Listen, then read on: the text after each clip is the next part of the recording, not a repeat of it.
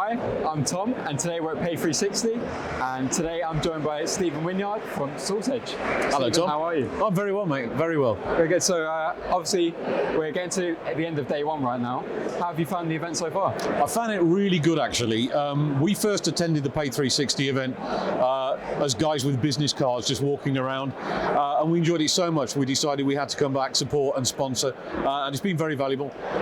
We've met a lot of existing clients, we've met a lot of new clients, new opportunities. So yeah, I think, whenever you invest in a trade show that has an audience that is definitely going to use your services, it works. So yeah, I'm very happy. That's great. So can you give us a little bit of an introduction to you, just for the viewers that don't know, just about what SaltEdge does and what you're hoping to achieve by coming to events like this? Yeah, sure. I mean, we're quite fortunate. We're one of the big players in open banking as a solution provider. So we pretty much do three things. We do open banking gateway, which is we provide the ability for people to do open banking payments and open banking account information services. Yeah. We also do PSD2 compliance. So if you're a bank or an EMI that wish to be compliant with the regulations, call SaltEdge. We do all of that work for you. We also act as a source of reference or experts to a few very specialist, like enterprise clients, where they want a team of open banking experts to be part of their architecture to either help them deliver services to their clients, particularly high-end banks.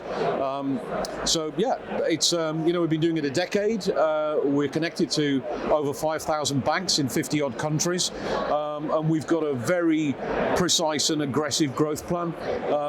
We're looking to engage more heavily in the Canadian market now they're launching their regulations, as we are in America, as we are in UAE, and other European markets that are looking to become compliant. So yeah, we're on a lovely trajectory. Really enjoy it. Okay, fantastic. So obviously, it's been a while since we last caught up. Yep. So what can you tell us about how 2023 went for you? What kind of success stories did you have? Did you come across any challenges last year? And just what basically have you achieved over the last, say, 12 months? Yeah, I mean, from a company point of view, it was good. We were like 30% up on the year before. So, the commercial drive to try and increase revenue and profits was there. That happened, so we're really pleased about that.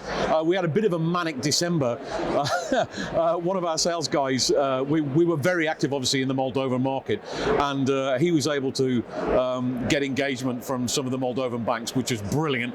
But that put us under a lot of pressure with all the legal paperwork in the last few days. So December ended up being like a crescendo and adding some great revenue numbers onto the business. Apart from that, it was good.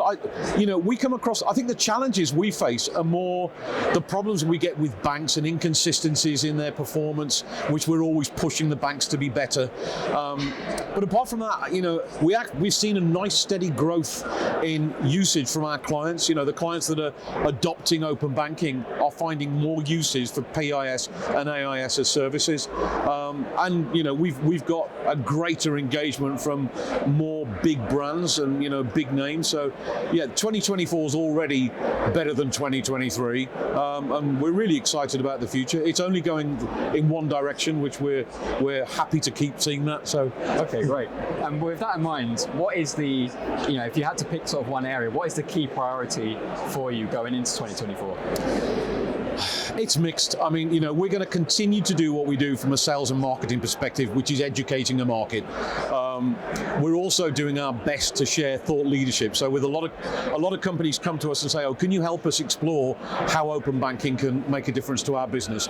And literally, if you take open banking, there could be, I don't know, say 50 different features, but it's all about what is specific to you as a customer. Are you trying to satisfy something with an end client? Are you trying to provide a different payment method?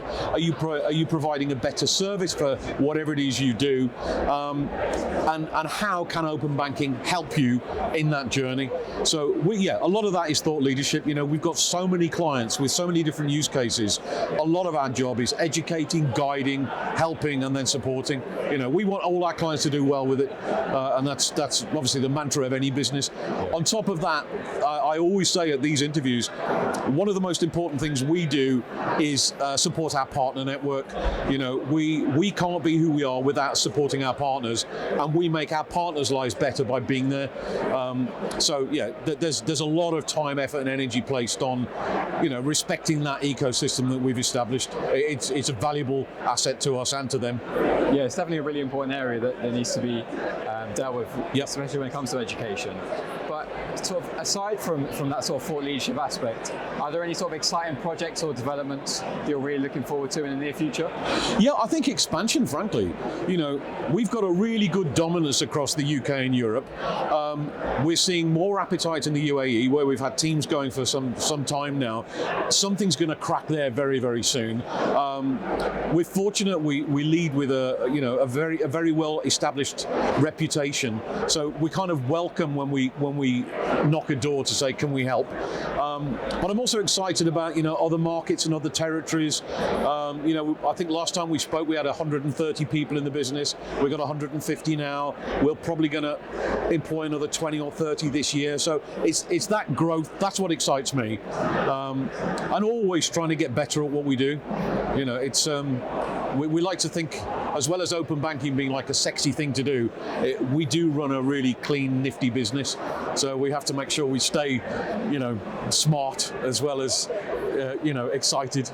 Yeah, well, no, that's really good news. And obviously, it's always good to hear of growth in this kind of industry, especially given the current sort of macroeconomic conditions that we're seeing now. But if we take a step back and talk a little bit more generally, what more do you want to see from sort of the open banking ecosystem going into the future?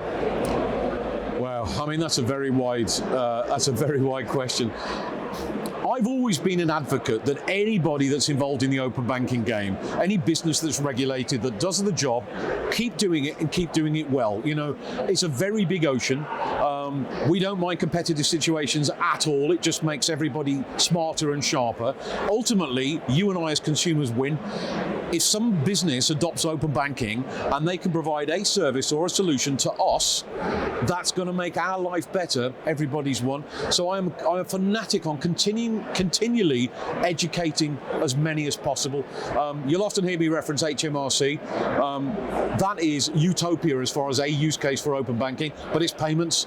But then you've got some of the other bigger clients, the super apps.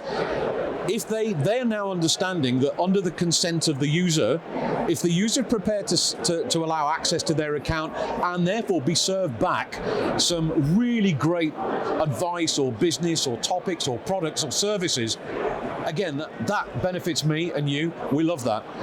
So yeah, I mean, it is open banking itself. I think the only mistake it's made is being called open banking. We nerdy people think it's great, but no consumer knows that. It should have had on day one some generic expression like pay by bank, pay it. I mean, I'm using other people's trademarks, but some expression like Ideal, for example. That's not open, but it is open banking, but it's a brand. And I think that's probably the only failing. I don't know whether we can transition to that now, but no merchant's going to put pay via open banking, because someone's just going to think, well, am I opening my bank to you? No. So, there are things that the ecosystem can get better. And then, as I said, it's the banks. VRPs, we've got a huge opportunity with those, but we need not just the CMA9, other major banks to look to adopt this, because I think the future for VRPs is significant, but we need people to be quicker with it, because we can sell them. Great. Well, obviously it's a hugely exciting space, and it's one of the areas that we look into most often. It's just, everything about it is really transformative in the payments industry and beyond. But with that in mind, thank you so much for joining us today. Pleasure. It's an absolute pleasure to have you, and enjoy the rest of the event. Yeah, thank you. Thank you, Tom. Always nice to be here with you guys. Thank you.